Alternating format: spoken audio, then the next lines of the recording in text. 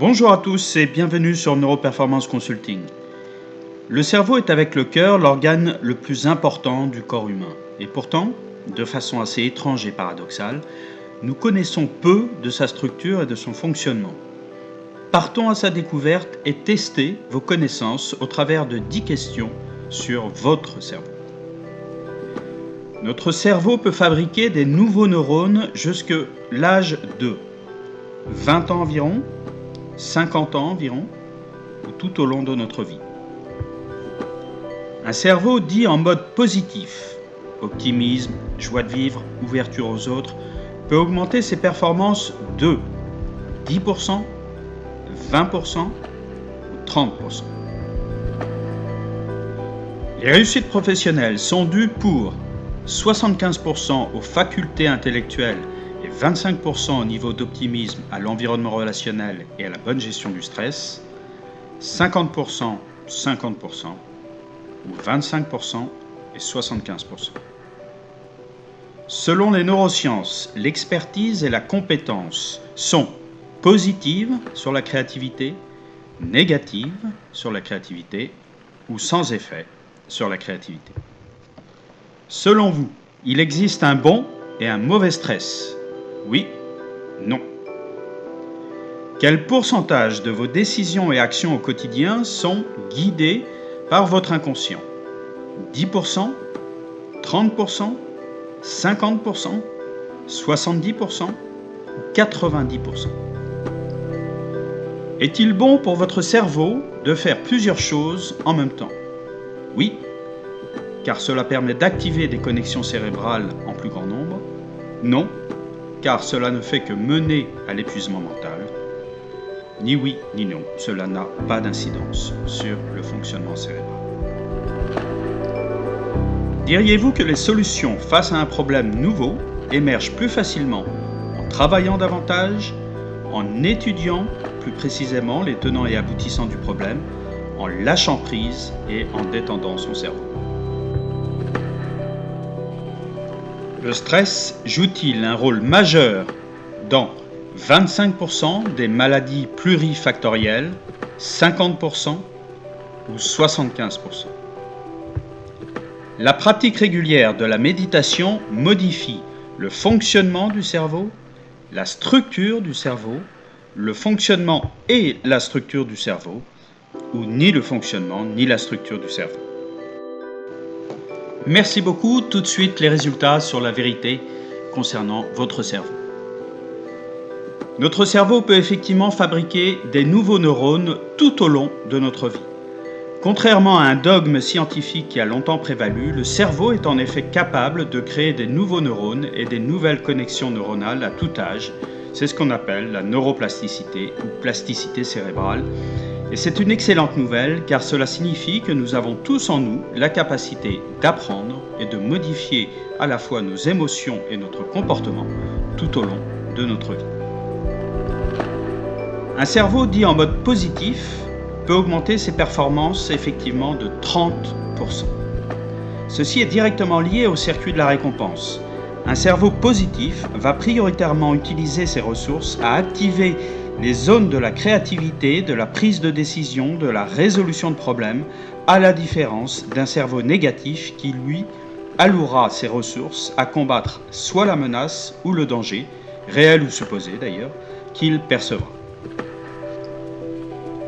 Les réussites professionnelles sont dues pour seulement 25% aux facultés intellectuelles et 75% au niveau d'optimisme, à l'environnement relationnel et à la bonne gestion du stress. Cela s'explique aisément. La connaissance et la bonne gestion de nos émotions sont absolument essentielles pour se faire accepter et reconnaître au sein d'un groupe. Les intelligences émotionnelles et relationnelles conditionnent ainsi davantage nos réussites professionnelles que notre intelligence rationnelle. Selon les neurosciences, l'expertise et la compétence sont effectivement négatives pour la créativité. Notre cerveau a naturellement tendance à se ranger derrière la connaissance acquise par le biais de schémas automatiques de pensée, au détriment de notre capacité à créer et innover. Cela s'explique facilement. Ayant des ressources limitées, notre cerveau doit déléguer au maximum à notre inconscient en se mettant en mode pilotage automatique, pour ne garder que l'essentiel au niveau du conscient. La créativité nécessite ainsi un travail de déconstruction mentale, de sorte de pouvoir sortir de ces schémas convenus et de ce mode mental automatique. La réponse est non. Il n'existe effectivement pas un bon et un mauvais stress. Il est plus juste scientifiquement de parler de différents niveaux de stress et en particulier de surstress ou hyperstress dans le cas des personnes se laissant envahir par leurs émotions. Le stress peut être salutaire quand il actionne des processus de survie et de défense en focalisant notre énergie sur la menace ou le danger à combattre à un instant T. Il devient en revanche nocif quand il s'installe durablement dans le temps à des niveaux trop élevés. 90% de nos décisions et actions au quotidien sont effectivement guidées par notre inconscient. Plus les chercheurs en neurosciences travaillent sur le conscient et plus ils se rendent compte que nous sommes tous, dans notre quotidien, très largement muets par notre inconscient qui fait un peu ce qu'il veut dans notre tête. Cette prééminence de notre inconscient explique beaucoup de nos décisions et comportements en apparence non maîtrisés ou logiques, que notre conscience d'ailleurs, en bon petit soldat, s'efforcera ensuite de légitimer par des raisonnements plus ou moins rationnels. Que vous le vouliez ou non, nous sommes bien des êtres esclaves de notre inconscient. Faire plusieurs choses en même temps ne fait effectivement que mener à l'épuisement mental. Chaque processus, décider, mémoriser, inhiber, etc., emploie des circuits différents qui se concurrencent entre eux. On ne peut ainsi faire qu'une seule chose à la fois et on passe d'une tâche à l'autre de façon séquentielle. Ne pas respecter cette limite naturelle du cerveau entraîne une baisse de qualité du travail réalisé, de la productivité et un épuisement mental constant et intense. À titre d'exemple, une étude a montré que l'utilisation constante de mails et SMS réduisait la capacité mentale d'environ 10 points de QI, comme le ferait une nuit blanche ou l'inhalation massive de cannabis. Les solutions face à un problème nouveau émergent plus facilement en lâchant prise et en détendant son cerveau. La capacité à trouver de nouvelles solutions s'exprime davantage quand l'ordinateur central du cerveau, le cortex préfrontal, n'est pas en situation de surchauffe. Ceci explique pourquoi des solutions semblent naturellement venir à vous hors contexte quand votre attention n'est plus uniquement focalisée sur la problématique à régler. Chiffre intéressant pour les cartésiens que nous sommes, des études ont démontré que dans 40% du temps, les cadres résolvaient leurs problèmes de manière logique, alors que dans 60% du temps, la solution était apportée par une intuition. Le stress joue un rôle majeur dans 75% des maladies plurifactorielles. On l'appelle souvent dans la presse le mal du siècle et ce n'est pas pour rien. Les maladies relatives au stress affectent plusieurs systèmes cognitifs, psychiques, neurologiques, immunitaires, digestifs, cardiovasculaires, etc. Ceci étant, il est parfaitement possible de le réguler en entraînant son cerveau et en modifiant son comportement et son environnement. La pratique quotidienne de la méditation modifie à la fois le fonctionnement et la structure du cerveau.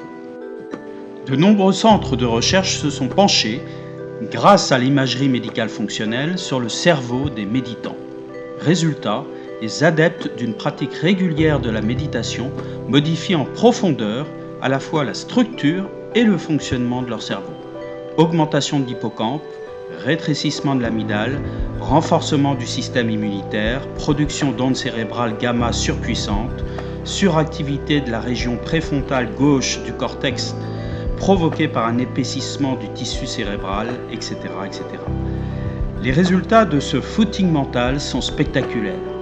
Meilleure concentration et attention, diminution du niveau de stress, accroissement de la mémoire, meilleure socialisation et empathie, avec au global une sensation de bien-être général décuplée. Voilà, j'espère que ce quiz vous aura plu et peut-être vous aura appris des choses. Maintenant, comme toujours, à vous de jouer. Merci de votre attention et à très bientôt sur Neuroperformance Consulting.